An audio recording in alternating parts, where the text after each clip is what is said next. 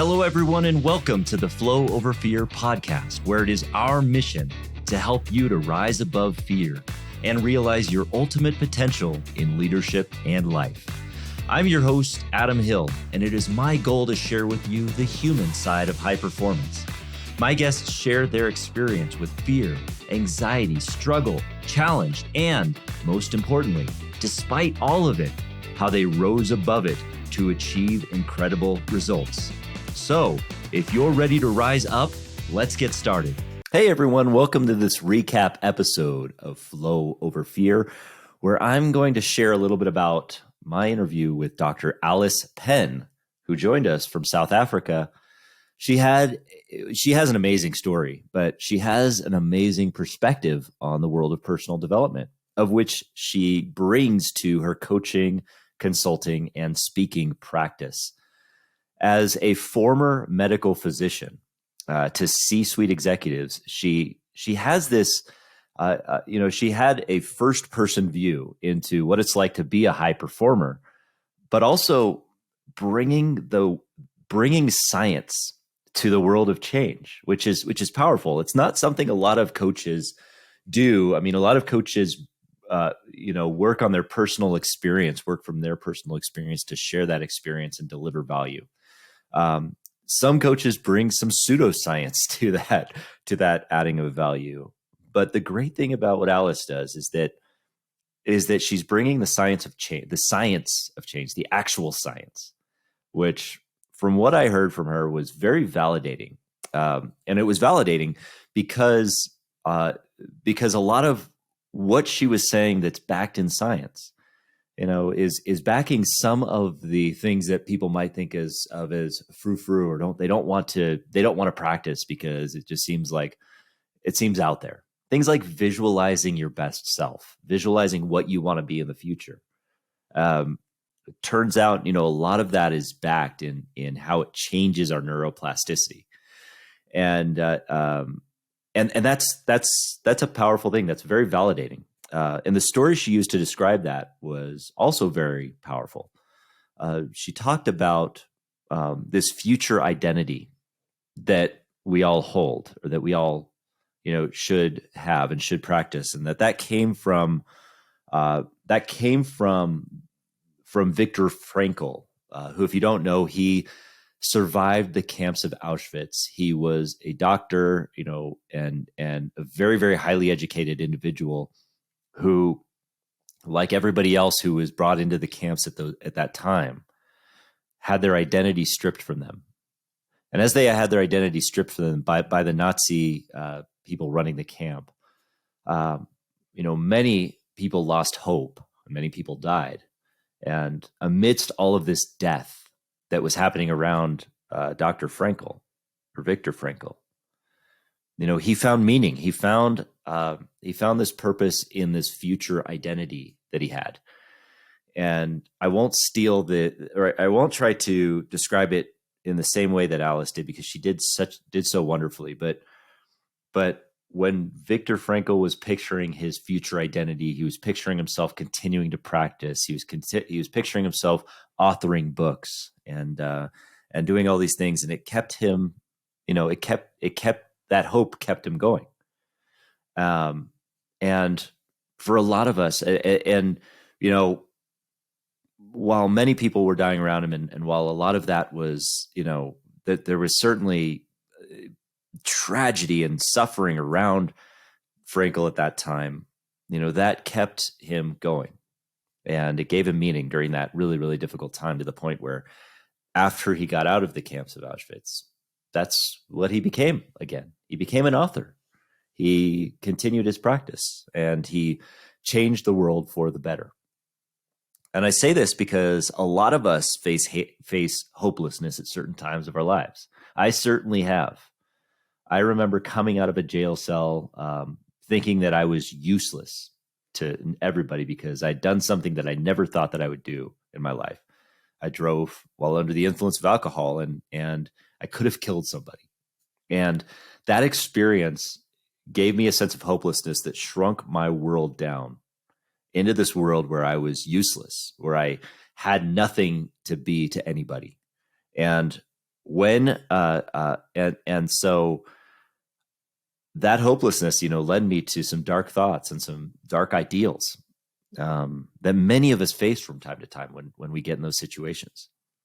And Dr. Penn talked about hers when she was, when she was in a marriage that where her husband was an addict.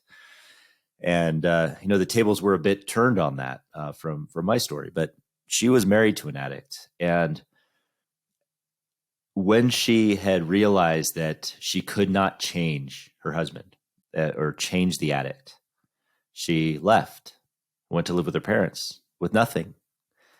And at that time, she felt hopeless. She felt like a failure. And it's a feeling that I can relate to, obviously on a very different scale, in a different way, but a feeling I can relate to nonetheless. But what developed from that experience is exactly what, she was talking about there, is that we can fight against that feeling of hopelessness when we have a practice where we are visualizing our future identity. That concept of the future identity is very important. When we can visualize what we want to become, it opens up our world. It opens up our world to the possibilities of what we are, and it takes work.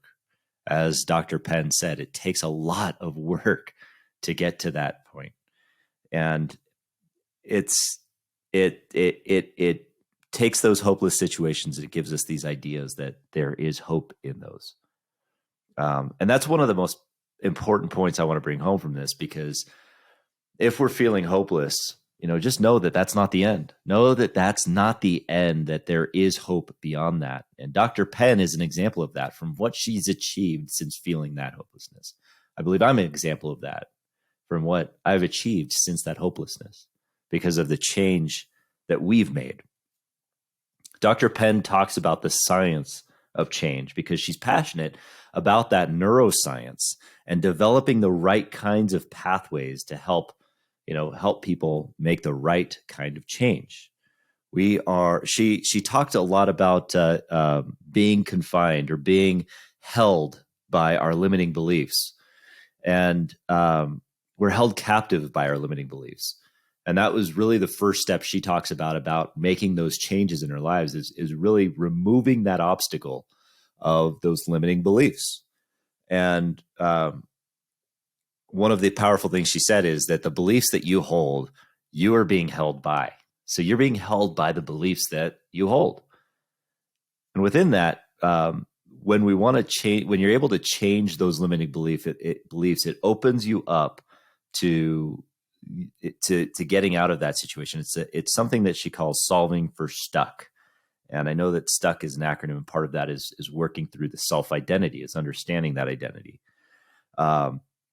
So that's kind of what she's sharing on. And when we remove those obstacles, we could start to unlock our genius.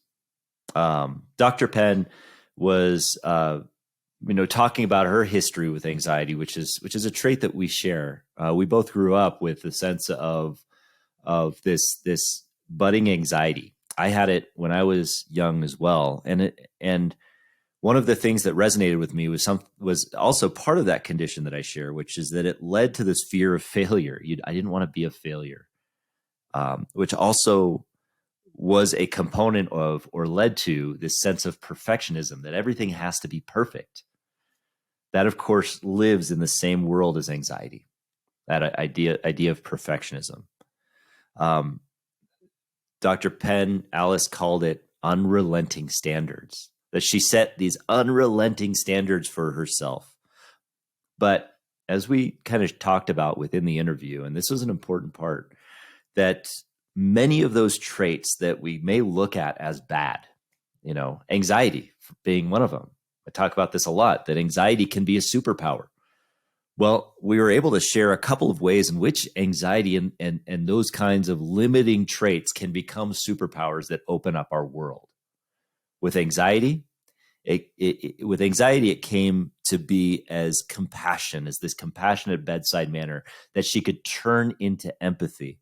The experience that she had, where she was impacted working in the really difficult situations early in her career that gave her this trauma, turned into this empathy that she could deliver to others with her bedside manner.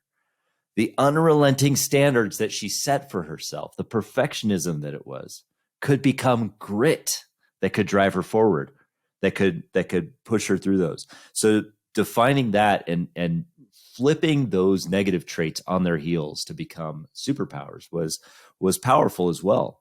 But there's something important in there that, was said that is an important takeaway as well, is that,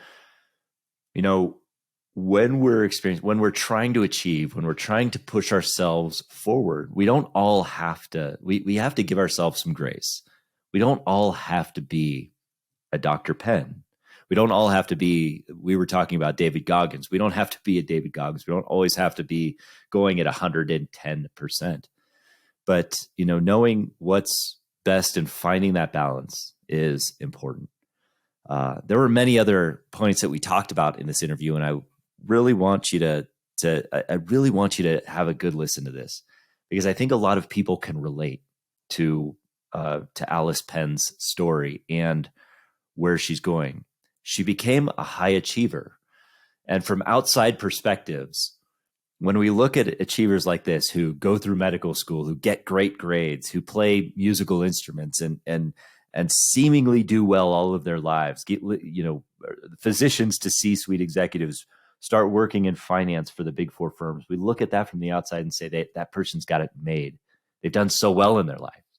That they don't have the challenges that we all face, and I face different challenges, so I can't possibly get to that level. But the reality is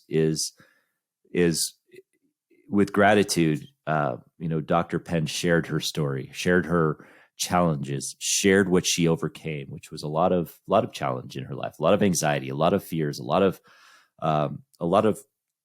tragedy. And having overcome that, she still succeeded. And it demonstrates to us all that we have that inside of us. So if we can visualize our future selves in that way, our future identities, and do so on a daily basis and practice that grit, but do so in a balanced fashion, we can achieve all we want to achieve.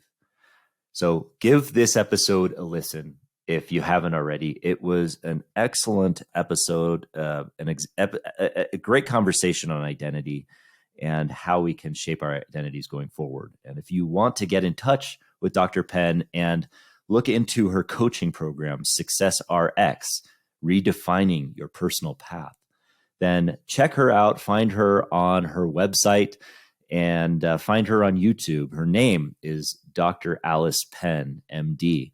And if you search that online, you'll find her. So I'm really grateful that she was a guest. And until next time, we will talk to you soon. Hey, everyone. Thanks for tuning in to the Flow Over Fear podcast. If you'd like to learn more about getting into flow and learn the foundations of flow, I have a free video series on my website at www.adamcliffordhill.com called The Foundations of Flow. Feel free to go there and download it and start your journey to rising above fear and achieving greater flow in your life. And if you like this episode, and I'm guessing you did if you stuck around for this long, then please do me a favor and hit the subscribe button, and you will receive notifications when I have new interviews, new recaps, and new trainings that pop up on YouTube. Thanks again for joining us.